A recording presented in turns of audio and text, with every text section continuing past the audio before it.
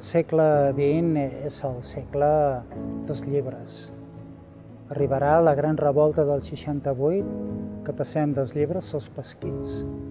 Però tota l'obra de Miró, en realitat, són poemes d'una tela, destrucció d'aquest llibre per buscar un espai fora del llibre, amb l'escultura, la ceràmica i amb altres, però ell sempre serà un gran apassionat per als llibres, que hagi fet ell sol 109 llibres amb poetes, bàsicament, és significatiu del gran interès que té per l'obra gràfica, no suelta penjada com si fos una tela, sinó dintre d'un llibre.